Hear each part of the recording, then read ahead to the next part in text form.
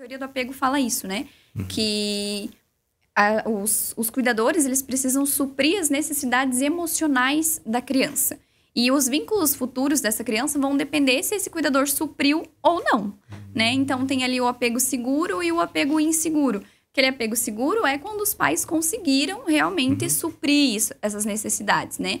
Estavam ali, aquela coisa assim, da criança, ela pode explorar o ambiente sabendo que ela tem para onde voltar, né? E quando a gente fala de apego inseguro, é que, infelizmente, os pais não conseguiram suprir essas necessidades. Então, a criança fica meio perdida ali e, com certeza, vai... Falta essa referência. Falta referência. Vai impactar na vida adulta. Exatamente, vai impactar nos relacionamentos adultos. E no relacionamento, principalmente, né? Com certeza, principalmente. E, além disso, além do que a gente traz da família, dessa bagagem de família, tem também a bagagem da nossa vivência em si, né?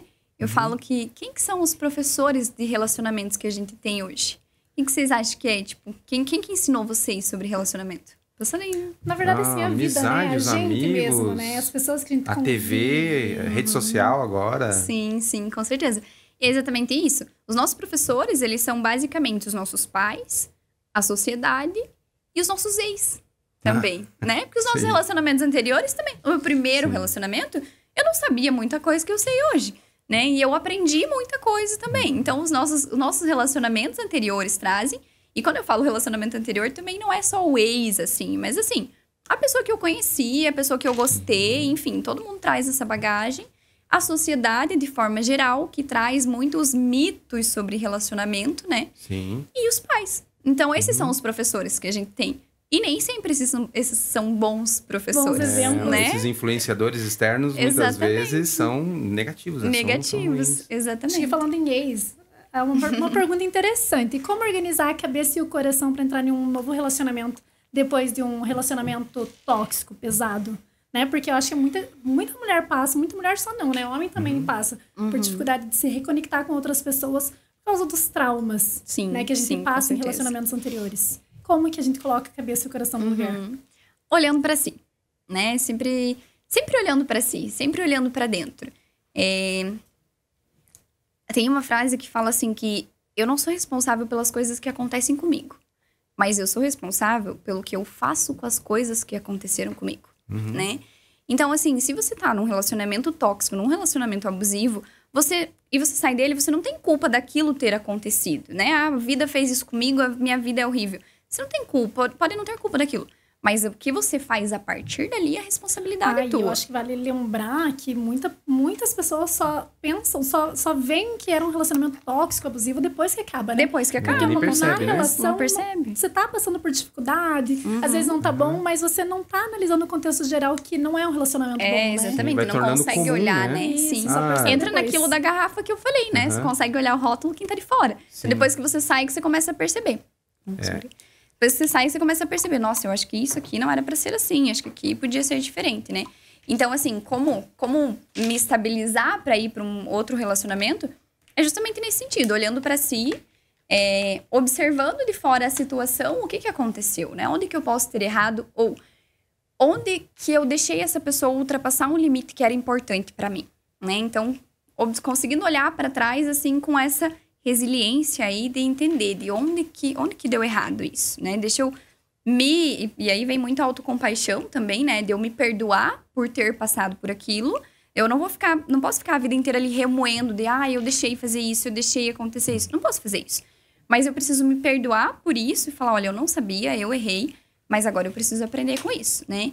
E o que acaba acontecendo de errado nesse sentido é que as pessoas não se preparam dessa forma, né? A gente vê muito de sair de um relacionamento, aquela coisa de a dor de um amor com outro amor se cura, né? Uma bela música sertaneja essa, né? Uma bela música sertaneja, mas um péssimo conselho, né?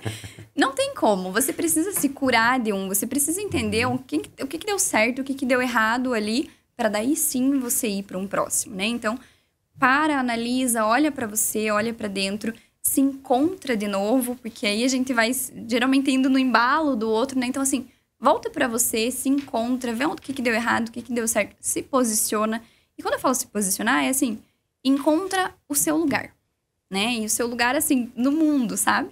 Encontra o seu lugar e a partir daí eu estou disponível para outro relacionamento. O que acontece é, muitas vezes, o contrário, né? Eu saio de um relacionamento, porque o fulano não era assim, assim, assado. Então, agora eu vou buscar esse aqui que não faz isso. Mas esse vai ter outros erros. Ou, às vezes, tem os mesmos que você nem percebeu ainda, sabe? Então, o que acontece de errado nisso é que as pessoas não esperam, né? Elas não se curam. Elas saem de um relacionamento, culpa a outra pessoa e já entra em outro, achando que a outra pessoa vai suprir as necessidades que aquela primeira não supriu. E, às vezes, acaba passando pelos mesmos, os mesmos motivos e discussões, né? Exatamente. É uma combinação perfeita para dar errado, né? É, Sim, exatamente. com certeza, com certeza. Não olhar para si e não entender onde que você precisa ajustar é o principal erro. E o que fazer para realmente estar preparada é isso, é olhar para dentro, olhar para si e conseguir entender, assim, o que eu quero, o que eu não quero, que a gente falou no início, e a partir daí o que eu tô buscando, então, né? E quando eu falo o que eu tô buscando, aí assim, se eu tô buscando X, eu não vou deixar Y entrar, né? Porque às vezes a pessoa, mas eu tô solteira, vou sair, né, pegando todo mundo. Não tem nada de errado nisso. Se você tá nessa e tá bom pra você, ótimo, perfeito. Agora, depois, é aquela coisa, você é responsável pelas coisas que você faz, né? Autorresponsabilidade. Se você tá deixando todo mundo ter acesso à tua vida, você não pode reclamar de que, mas esse é assim, esse é assado, você tá deixando acessar. Você né? deu essa liberdade, Você né? Pra deu pessoas essa entrarem na tua liberdade, vida. E a própria exatamente. postura, a gente falou no começo ali sobre essa questão da postura, mesmo quando você não faz isso intencionalmente, você está se posicionando a todo momento. Sim, com certeza. A forma que você atua, a roupa que você veste, a forma que você fala. você Sim. posta em rede É o social. seu posicionamento. Com certeza. É o seu Indiferente se você posicionamento. quer ou não quer, né? Exatamente. Você sempre tá se posicionando, né? Quando eu falo em posicionamento, eu trago pro lado positivo, né? De, olha, você precisa se posicionar de uma maneira positiva. Mas todo mundo está se posicionando, a tua imagem está comunicando o que você fala, o que você posta. Hoje em dia comunica muito também. Então, sempre a gente está deixando transparecer uma mensagem. Qual é a mensagem? E acontece, né, com você, com as tuas pacientes, de alguém passou por um momento difícil, um relacionamento difícil, e quando conhece uma pessoa legal, não dá essa abertura. Eu tenho essa dificuldade, tá? Por isso que eu tô perguntando. Eu não Se consigo, fecha. eu sou muito mais fechada.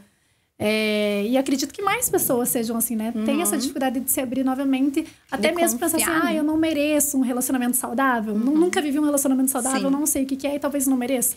Acontece isso. Acontece, inclusive era o que aconteceu comigo, né? Quando eu contei minha história lá no início, era isso.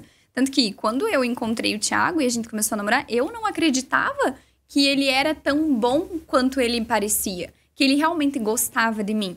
E quando eu falo não acreditar, não era por ele, mas era porque o meu inconsciente estava lá gritando de que não, isso não é pra você, você não merece isso, né? Mais cedo ou mais tarde ele vai te fazer sofrer.